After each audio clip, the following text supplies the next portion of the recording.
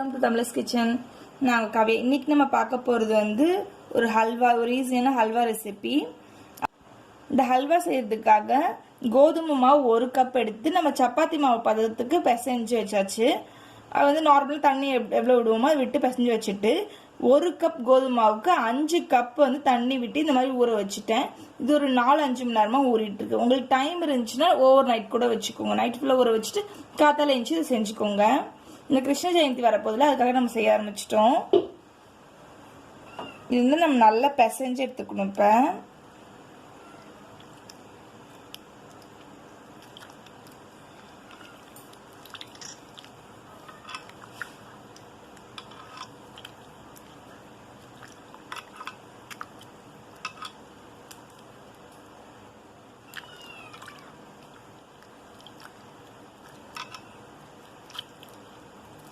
இந்த கோதுமை மாவு எடுக்கிறதுக்கு முன்னாடி நான் வந்து நல்லா சளிச்சுட்டு அப்புறம் தான் 1 கப் மெஷர் பண்ணேன்.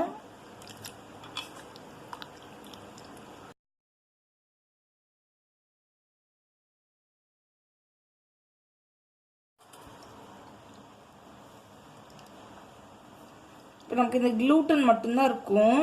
இப்படி ரப்பர் மாதிரி வர்றது க்ளூட்டன். நமக்கு இந்த க்ளூட்டன் நம்ம வந்து வடிகட்டி எடுத்துடுவோம். இப்போ வந்து ஒரு துணி வடிகட்டி மாதிரி இருக்கிறதுல நல்லா வடிகட்டி எடுத்துடலாம்.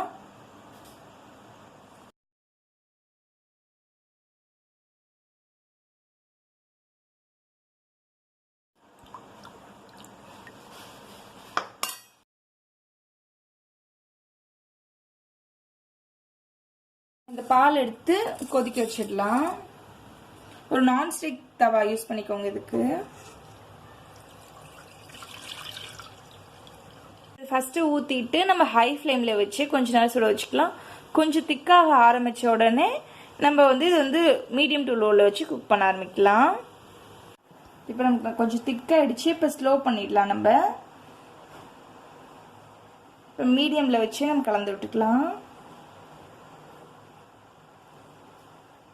அடி பிடிக்காம பார்த்து நம்ம கலரிட்டே இருக்கணும். இதுல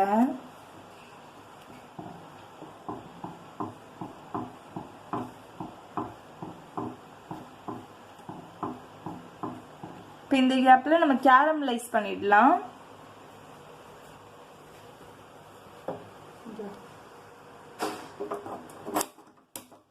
இந்த கேப்ல இங்க வந்து கேரமல் ப்ரிப்பேர் பண்ணிடலாம். இதுக்கு ஒரு கடாய் வச்சிருக்கேன்.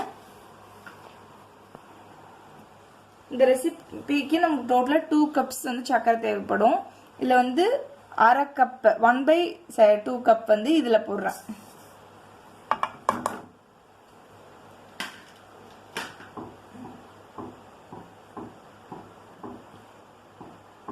அதுக்கு 1/4 கப் வந்து 1/4 கப் வந்து தண்ணி.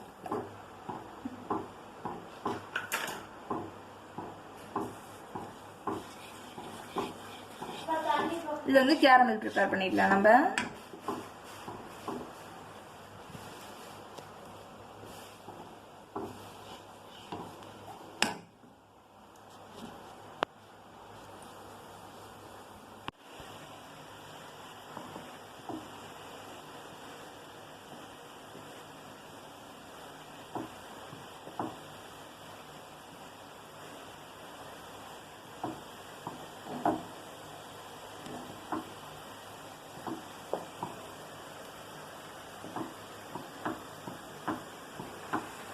வந்து ஒரு கம்பி பதம் வர வரைக்கும் நம்ம வந்து இது பண்ணணும்.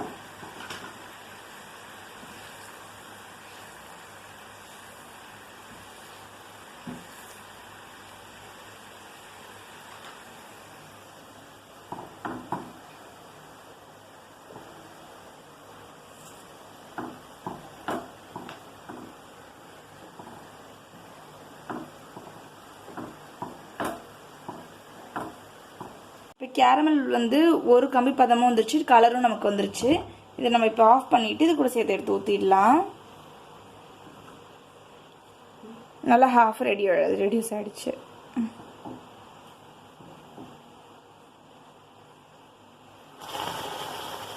இந்த கேரமல் எடுத்து நம்ம போடுறதுனால நம்ம ஆர்டிஃபிஷியல் கலர் எதுவுமே சேர்க்காம நம்ம கலர் வர்றதுக்காக இப்படி பண்ணுறோம். மற்றபடி ஸ்வீட்னஸ்க்கு நம்ம எக்ஸ்ட்ரா சக்கரை வந்து இதுக்கப்புறம் போடுவோம். 1/2 கப். இது இல்லாமல் இது கலருக்காக தான் இப்படி பண்ணுறோம் நம்ம கேரமல் பண்ணுறது.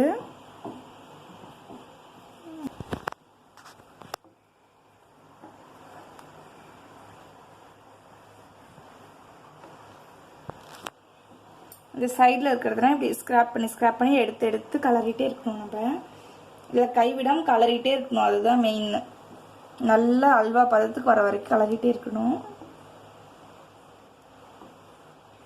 இப்போ நம்ம மிச்சம் உள்ள 1.5 கப் மொத்தம் டோட்டலி 2 கப் சக்கரை போடணும்.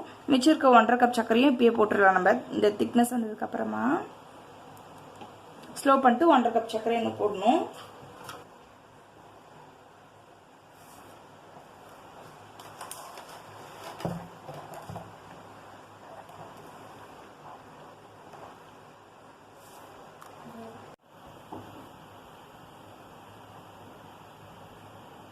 கொஞ்சம் கொஞ்சமாக நம்ம நெய் விட ஆரம்பிச்சிடலாம்.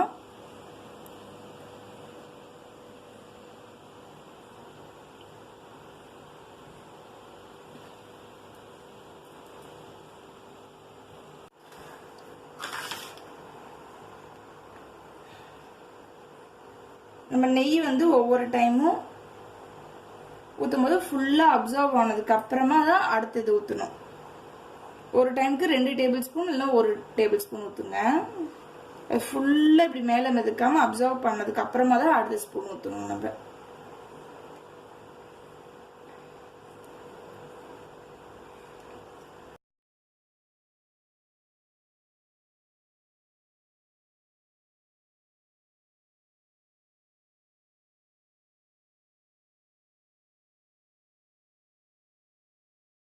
இதே மாதிரி நல்லா திக்காகிற வரைக்கும் நம்ம இந்த மாதிரி ஒரு ஸ்பூனோ நெய் வந்து விட்டு விட்டு விட்டு விட்டு கலரிண்டே இருக்கணும்.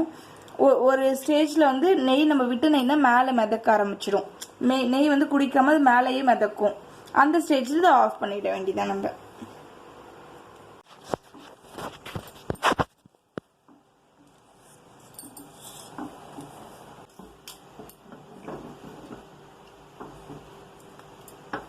முந்திரி திராட்சை வதக்கிறதுக்கு நெய் விட்டுக்கலாம். அது செவந்ததுக்கு அப்புறமா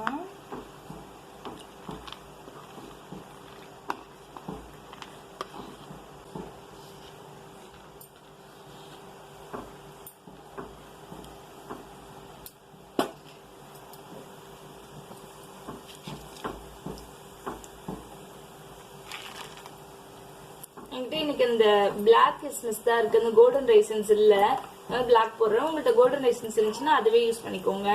இல்லாததுனால நான் இது போடுறேன், பிளாக் ரைசன்ஸ். நல்லா புஷ்ஷுன்னு இதுக்கப்புறமா இதில் எடுத்து கொட்டிடலாம். நம்ம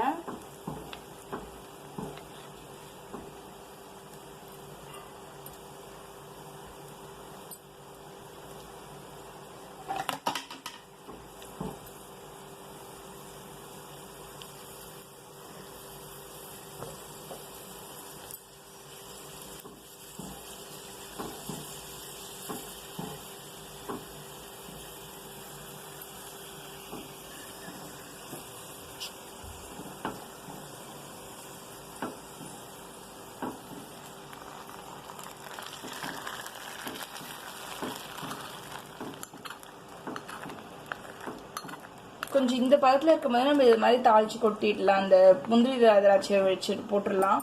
இல்லைன்னா வந்து கலர்றதுக்கு ரொம்ப கஷ்டமா இருக்கும் நமக்கு.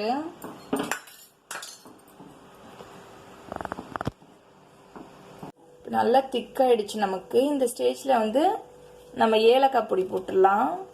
நல்லா எவ்வளோ திக்காயிடுச்சு பாருங்க. இன்னும் நம்ம கலரிட்டே இருக்கணும், நெய் விட்டு நெய் விட்டு. இல்லை ஏலக்காய் பொடி போட்டுடலாம். இப்போ நம்ம ஒரு டீஸ்பூன் அளவுக்கு போடுங்க, சரியா இருக்கும்.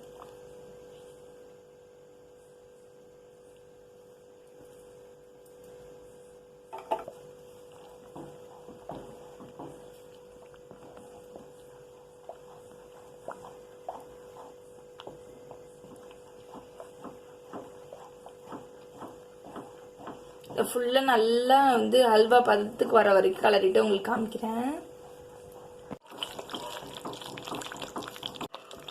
இப்போ நம்ம ஊத்துன நெய்யெல்லாம் மேலே வந்துடுச்சு. இதுக்கப்புறம் நம்ம நெய் ஊத்துனோம்னா உள்ள அந்த இது அல்வா வந்து வாங்காது, மேலே மிதந்துட்டே தான் இருக்கும். இந்த ஸ்டேஜ் வந்து பக்காவான ஸ்டேஜ். நமக்கு வந்து இறக்கிடலாம் இதை. இப்போ இந்த மாதிரி பாத்திரத்தோடவும் நமக்கு ஒட்டவே இல்லை, நல்லா திரண்டு வந்துருச்சு. இந்த பாத்திரத்தோடு ஒட்டாமல் எவ்வளோ நம்ம இது பண்ணாலும் பாத்திரத்தோடு ஒட்டாமல் அப்படியே இருக்குது. நெய்யெல்லாம் மேலே வந்துருச்சு. இந்த ஸ்டேஜுக்கு மேலே நம்ம நெய் விடக்கூடாது. அவ்வளோதான், நமக்கு ரெடி ஆயிடுச்சு. ஹல்வா நல்லா சூப்பராக ரெடி ஆயிடுச்சு. இப்போ இதை ஆஃப் பண்ணிவிட்டு இப்போ நமக்கு வந்து இப்படி இருக்கா, இது வந்து கொஞ்சம் நேரம் விட்டோம்னா நல்லா கட்டி ஆயிடும் ஹல்வா. நாளைக்கு காத்தால எடுத்து பார்த்தோம்னா நல்லா கட்டி ஆயிடும். இதை ஆஃப் பண்ணிடலாம்.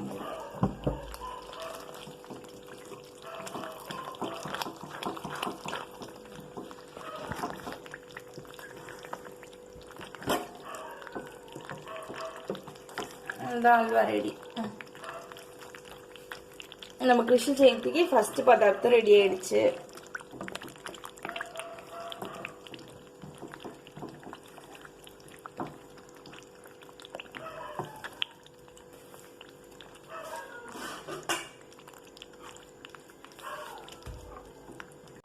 நல்ல கெட்டி ஆயிடுச்சு.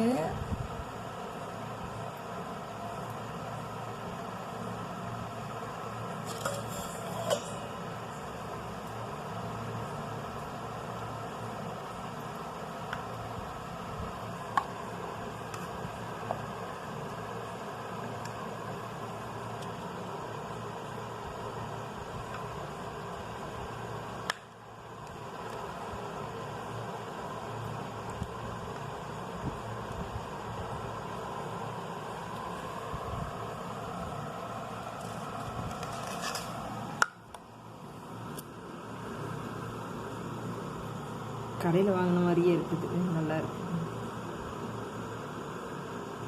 ரெசிபியை ட்ரை பண்ணிவிட்டு கிருஷ்ண ஜெயந்திக்கு செஞ்சு நைவேத்தியம் படைச்சு என்ஜாய் பண்ணுங்கள்.